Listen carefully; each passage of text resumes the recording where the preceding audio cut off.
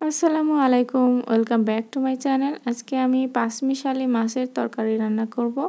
তো এই তরকারিটা খেতে এতটাই মজা লাগে, জানি না আপনাদের কার কেমন লাগে, ভালো লাগলে দেখে নিতে পারেন।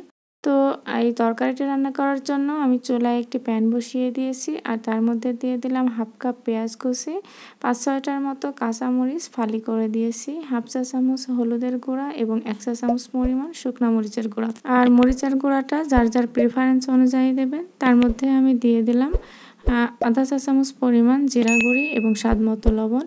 আর আমি এই পুরো রান্নাটাই করব সরিষার তেলে। আমি এখানে 1/4 কাপ পরিমাণ সরিষার তেল দিয়ে দিলাম। এই তরকারিটাতে আর তেলের পরিমাণটা একটু বেশি হলে আমার কাছে দেখতেও ভালো লাগে আর খেতেও অনেকটা ইয়ামি লাগে। এই সমস্ত মশলাগুলোকে আমি হাত দিয়ে খুব ভালোভাবে মিক্স করে নিয়েছি। মানে পেঁয়াজটাকে এমনভাবে মাখাতে হবে যেন পেঁয়াজটা মাখাতে মাখাতে সফট হয়ে আসে।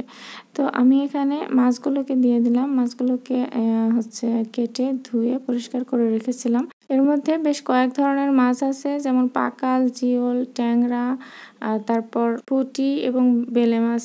তো যাই হোক, এই মাছগুলোকে আমি খুব ভালোভাবে এই মশলার সাথে মিক্স করে নিলাম। এরপরে আমি হাতটা ধুয়ে পানি দিয়ে দিব।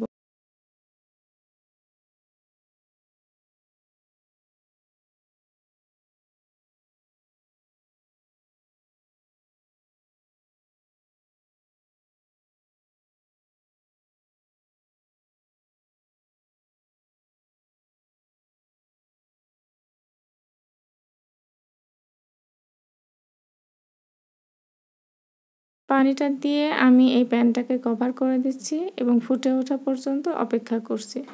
এই যে দেখুন, বলক চলে এসেছে। এরপরে আমি চুলার হিটটাকে মিডিয়াম লোতে করে দিয়ে প্রায় 15 থেকে 20 মিনিট পর্যন্ত এটাকে জ্বালিয়ে নেব।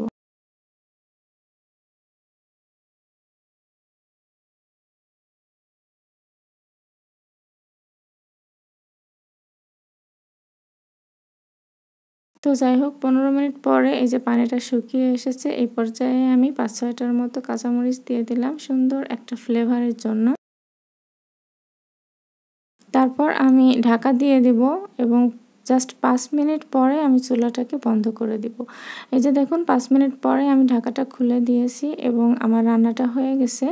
এই পর্যায়ে আমি টেলে নেওয়া জিরা গুঁড়ি দিয়ে দেব 1 চা চামচ পরিমাণ।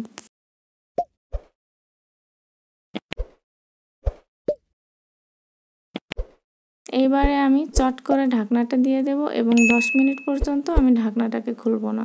তো হয়ে গেল আমার পাঁচমিশালি মাছের তরকারি। যদি ভিডিওটি ভালো লাগে তাহলে ফ্রেন্ডস এবং ফ্যামিলির সাথে শেয়ার করে পাশেই থাকবেন। আবারও দেখা হবে নতুন কোনো ভিডিওতে। টিল দেন, আল্লাহ হাফিজ।